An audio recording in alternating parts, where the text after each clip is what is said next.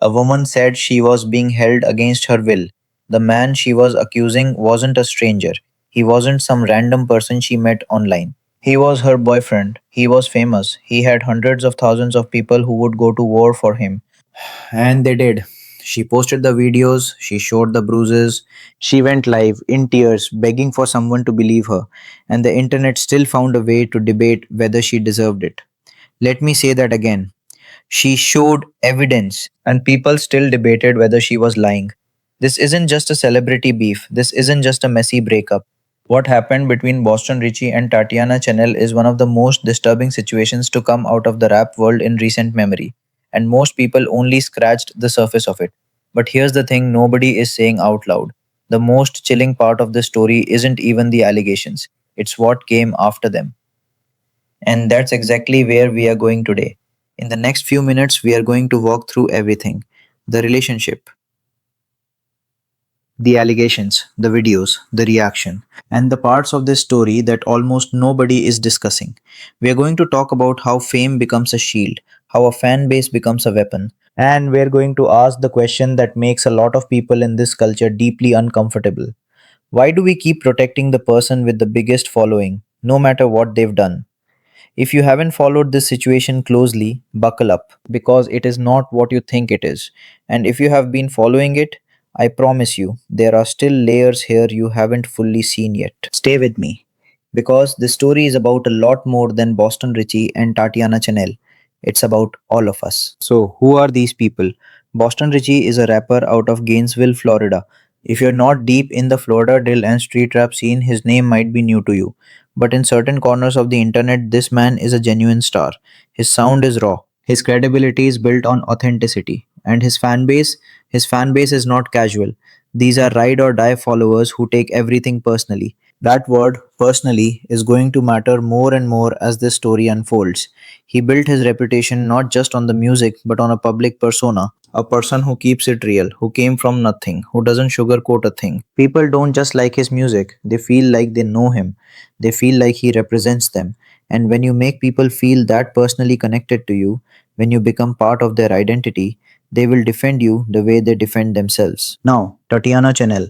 Tatiana is a content creator and social media personality. She was in a relationship with Boston Richey. She is not a rapper, she is not a major celebrity in her own right. And in public perception battles, that matters enormously. Because the person with the smaller platform almost always loses, regardless of the truth. To the outside world, they seemed like a couple, posting together, appearing in each other's lives. The kind of relationship that exists partly in public and partly behind closed doors. And then things went very, very wrong. The relationship that looked like love on social media turned into something that looked a lot like a nightmare behind closed doors. But here's what makes this story more complex than most people are willing to acknowledge. This situation didn't explode quietly. It unfolded in real time, on social media, in front of tens of thousands of people. And the court of public opinion rendered its verdict almost instantly, maybe too fast, and almost certainly too one sided. Before we get into exactly what happened, you need to understand the world this occurred in. Because the culture surrounding Boston Richie's fan base is the invisible character in this whole story. And that culture is exactly what makes this darker than people think. Let's start at the beginning of the end. For a while, Boston Richey and Tatiana Chanel looked like a typical social media couple, occasionally posting, occasionally being seen together, the kind of relationship that exists partly in public, curated, filtered, carefully chosen moments, and partly behind closed doors, where nobody gets to see anything unless someone decides to speak. Someone decided to speak. The first signs of trouble appeared publicly when Tatiana started making posts that seemed like veiled references to conflict in the relationship. Subtle at first, the kind of thing that makes fans go, wait, is she talking about him? Is something wrong? Is this about them? And then it stopped being subtle. Tatiana went public with allegations that Boston Richey had physically assaulted her. She didn't make vague, ambiguous claims. According to the accounts that spread across social media, she showed evidence. She documented what had happened. She showed bruising. She described the alleged incidents in the kind of detail that is painful to hear and very difficult to dismiss. Think about how much courage that takes, not just to speak, but to speak publicly, knowing exactly who you're speaking against and what his following looks like. Now, and this is where it gets deeply uncomfortable, instead of responding with concern, a massive portion of the internet responded with disbelief, with dismissal, with attacks. Fans flooded her comment sections immediately. They called her a liar, they said she was clout chasing, they said she was trying to destroy his career. Harassment was coordinated, sustained, and relentless, the kind of pile on that social media makes terrifyingly easy when someone has enough followers on their side. And here's the part that should stop you cold. This wasn't random chaos, this was organized. People were actively telling others to go to her page, to report her accounts, to flood her posts. The mob didn't just show up, it was directed. How many times have we seen this exact playbook? A woman comes forward. The fans of the accused arrive like an army, and overnight the conversation stops being about his behavior and starts being about her character. That's not an accident. That's a strategy, and it works. But Tatiana didn't go quiet. She kept talking. She came back on social media again, and this time the things she said were even more alarming. She said she feared for her safety. She said she felt like she was being watched. She said she felt trapped. The word she used, and I want to be very precise about this, was that she felt like she was in a situation she couldn't easily get out of. She described feeling controlled. And here's something I need you to sit with. There is a significant difference between I am angry at my ex and I am afraid of what happens if I keep talking. Most people flatten those two things into the same category. They assume it's emotion, they assume it's exaggeration. But what if it isn't? What if it never was? Boston Richey, for his part, responded the way many artists do in these situations, through his platform, through supporters, and by continuing to operate publicly as though nothing had fundamentally shifted. He didn't disappear. He didn't release a substantive statement of accountability. Life from his visible presence online appeared to continue, and his fans read that as proof. If he's not rattled, they figured, then there's nothing to be rattled about. That logic, calm equals innocence, is one of the most dangerous ideas in celebrity culture. And it's also completely backwards. As the story spread, more voices started emerging. People who claimed to know the relationship, who said the control wasn't new, who said this wasn't an isolated incident, but a pattern that had been building for a long time. Now, I want to be careful here. Not everyone who shows up in these situations has genuine knowledge. Some people pile on for attention. Stories mutate in the telephone game of social media. But when multiple people independently describe the same pattern, and when those descriptions line up with what the person at the center of it is already saying, that's a different thing. That's harder to dismiss. And what was being described wasn't a messy breakup, it was a relationship defined by control, by isolation from support systems, by fear. Those aren't the symptoms of a complicated romance. Those are the hallmarks of abuse. The timeline went like this, and I want you to follow this carefully because the sequence matters. Tatiana started speaking publicly about conflict in the relationship. Then she escalated to specific allegations of physical violence. Then she began expressing fear, not just about the relationship, but about what would happen to her for speaking about it. Then came the secondary wave, the internet, flooding in to do what the internet does best when a famous man is accused of something. And here's the part that should disturb you the most. By the time Tatiana was expressing genuine fear, the conversation online had already moved on to whether she was credible enough to be believed. Not whether she was safe, whether she was credible. Her safety was not the priority. Her believability was the trial. The comment sections became a place of sustained cruelty. People analyzed her tone. Too calm, must be lying. Too emotional, must be unstable. They dug into her past looking for anything to use. They found old drama and presented it as evidence that she couldn't be trusted now. There is no correct way to respond to being abused, according to the internet. You are always either too much or not enough. It is a trap designed to ensure you never win. And Tatiana was walking through that trap in real time, publicly, with hundreds of thousands of people watching, and almost none of them asking the one question that mattered most: is she safe right now? Meanwhile, the fanbase didn't just defend passively. There were active, coordinated efforts to flood her posts, to report her accounts, to discredit anything she said before it could find an audience. This is what happens when a loyal following becomes a tool of intimidation. And here's the thing, it doesn't have to be organized by the artist for it to be effective. The fans do it themselves because they care, because they are protecting someone they feel they know. And that's the trap at the center of all of this. The very thing that makes these artists beloved is also what makes them dangerous when they are accused. The loyalty that built them is the same loyalty that tears down anyone who comes forward. He had hundreds of thousands of followers. She had herself and a phone. There were also reports that Tatiana felt physically unsafe beyond just the initial incidents, that she felt monitored, that she felt there were consequences to speaking out that went far beyond mean comments. When a woman says she's scared and then says she's scared of what happens if she speaks, that is the most alarming sentence in any story like this. What makes this situation uniquely dark is the combination, the fame imbalance, the fan base as a weapon, the physical allegations, the fear of retaliation, the way social media allowed all of this to play out publicly while simultaneously making it impossible for the truth to be heard. Every post she made was dissected for inconsistencies.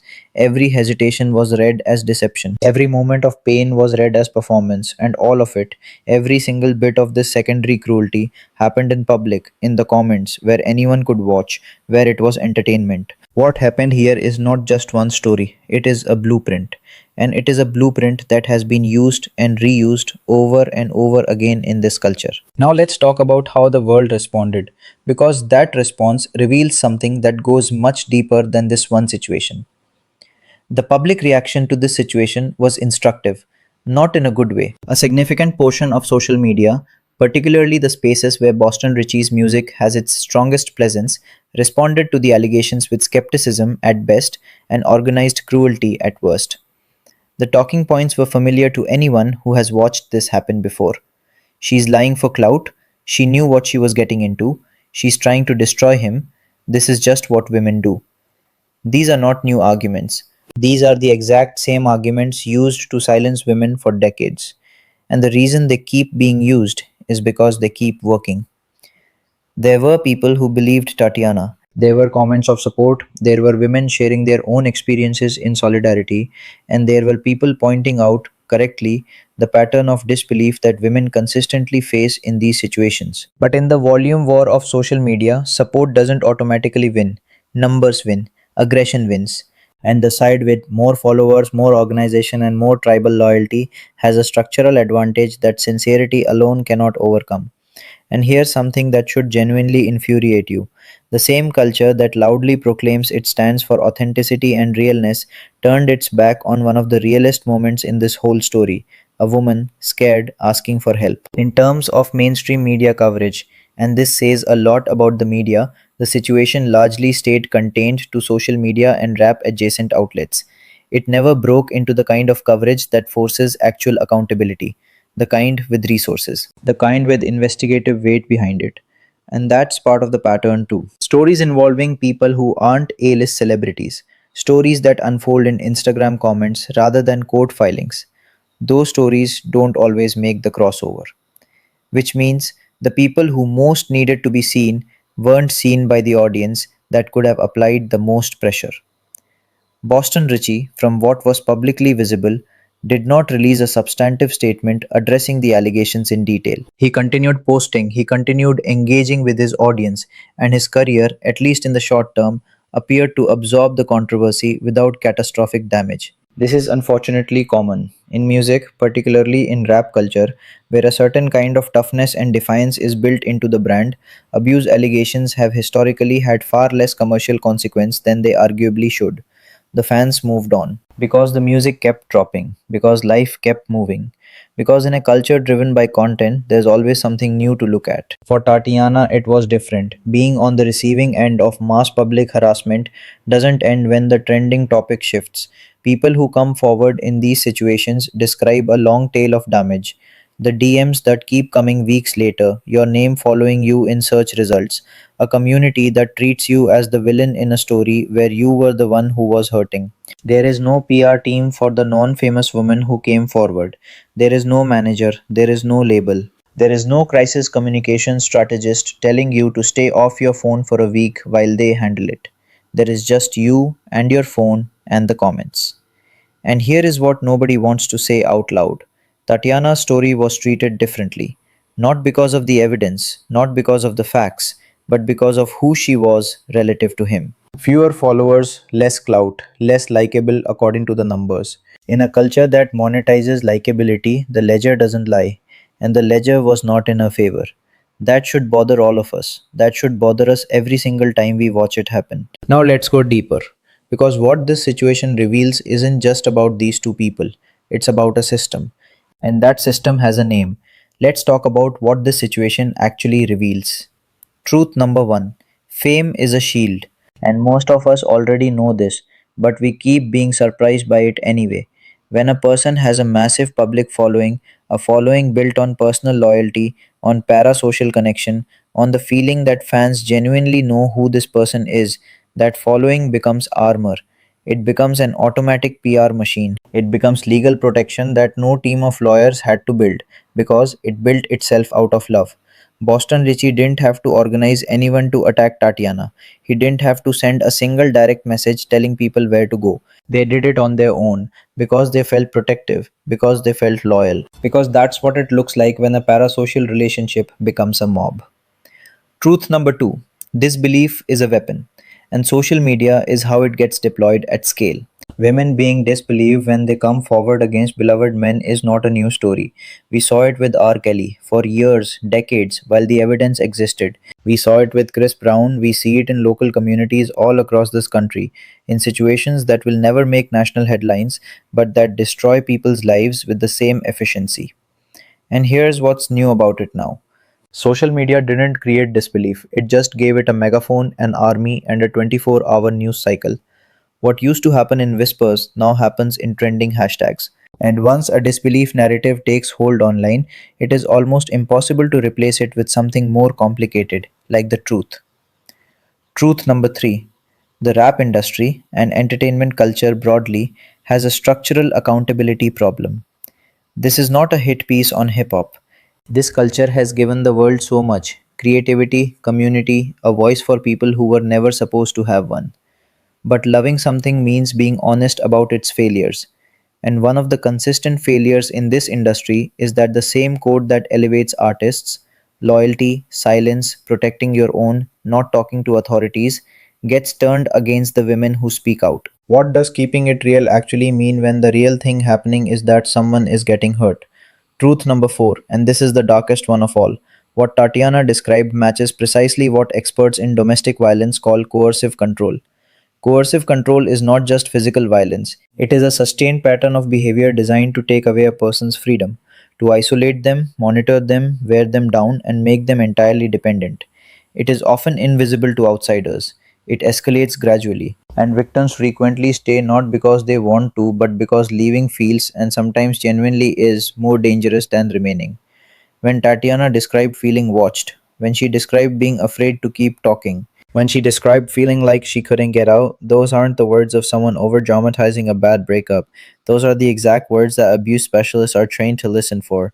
And the internet looked at those words and said, probably lying. There is one final truth I need to name, and this one is uncomfortable because it's about all of us, not just the people directly involved. The people who showed up in those comment sections, the ones reporting her accounts, flooding her posts, making videos calling her a liar, they are not bystanders. They are participants. They are part of the reason speaking out is dangerous. Every comment calling her a clout chaser is a warning to every other woman watching. Every mocking video is a threat. And the cumulative weight of all of that, over time, across thousands of accounts, builds a culture where women do the math very rationally and decide that staying silent is simply safer than speaking. That is not gossip. That is not drama. That is a systemic failure with real human consequences. And this situation, whatever the specific legal and factual outcomes turn out to be, is a case study in exactly how that system operates: fast, ruthless, and with no concern whatsoever for the person on the receiving end. So, what do we actually do with all of this? Let me bring this home. Boston Richey and Tatiana Chanel's situation is not resolved in any clean or satisfying way. There is no neat ending here. There are no charges filed that made national headlines. There is no accountability moment that the public collectively witnessed and agreed on. There are allegations and silence and a conversation that moved on before it ever found its answer. The way these conversations always do, like the tide going out before anyone had a chance to see what was underneath. But the story matters. The pattern matters. What we watched happen to Tatiana Chanel, a woman who said she was afraid, who said she was hurting, who documented and spoke and was met with a wall of organized disbelief, is not unique to her story. It is the story. It is what happens to women in relationships with famous men who dare to speak, and what happened to Boston Richey, a man who faced serious allegations and whose career largely continued, is not unique to him either. It is the story of how fame protects, how loyalty insulates, how the culture of certain entertainment spaces makes accountability something you can simply opt out of. The questions I'm left with are these. What happens to Tatiana now? Is she safe? Does she have genuine support around her? Does anyone, outside of a few comment sections, actually know how she's doing? And what does it say about this community, about this culture, that those questions are still open, that most people don't know, that we moved on before we found out? And here's the one that should haunt you. Who is out there right now in a situation exactly like this one? Less famous, less visible, with nobody making a video about them, nobody discussing their story, and getting nothing. No comments, no discourse, nothing. Just silence. The answer is a lot of people. A lot of people. This situation is darker than people think, not because of any one specific detail, but because of what it reflects back at us, about who we choose to believe, about who we choose to protect, about what we're willing to look away from when the person doing harm has a song we love. If this video made you think even a little, drop a comment below. Tell me what you think got missed in the coverage. Tell me if you have watched this exact pattern play out somewhere else. I already know the answer, but I want to hear it from you. Subscribe if you are new here. We cover these stories not because they are entertainment, but because they matter. Because behind every headline is a real person who needed people to actually pay attention. I'll see you in the next one.